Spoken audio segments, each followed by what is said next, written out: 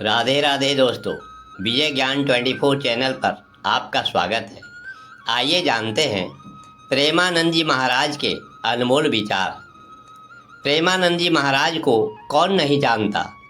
ये लोगों को भक्ति के मार्ग पर चलने और जीवन जीने की कला सिखाते हैं। उनके अनमोल विचार लोगों के जीवन पर गहरा छाप छोड़ता है और सही राह पर चलने के लिए मार्गदर्शन करता है।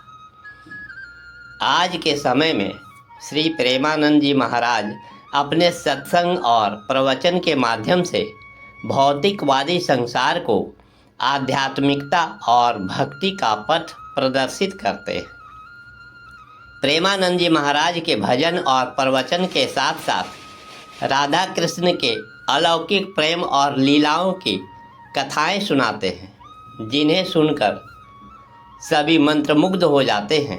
प्रेमानंद जी महाराज के प्रवचन ज्ञानवर्धक होते हैं, जिनका संदेश जीवन के सार्थकता, सुख और शांति की ओर ले जाना है। आइए जानते हैं महाराज जी के प्रवचनों और शब्दों के अनमोल विचारों को, जिन्हें सुनकर आप अपने जीवन में उतार सकते हैं। ईश्वर के भक्त को कोई परास्त नहीं कर सकता, उसकी हमेशा जयकार ही होती है। चरित्रवान बनो, जिसका चरित्र ठीक नहीं वह कभी सुखी नहीं हो पाएगा। क्रोध आपके समस्त गुणों का नाश कर देता है, इसलिए क्रोध कभी किसी का मंगल नहीं कर सकता है। यह जीवन जिनका दिया हुआ है उसे ही समर्पित कर दो। तुम्हारे पास जितने भी साधन संसाधन हैं वे सब उनकी कृपा और प्रभाव से ही है। तुम जिसे भोग कर रहे हो वह सब ईश्वर का है। ऐसे विचार के साथ काम करो, जीवन यापन करो, जीवन सुखमय होगा। अपने मन को अगर नियंत्रण में रखना चाहते हो तो पवित्र नाम जप करो, जीवन का कष्ट कम होता चला जाएगा। सत्य की राह पर चलने से निंदा और बुराई अवश्य ही होती है। ये आपके बुरे कर्मों का नाश करते हैं।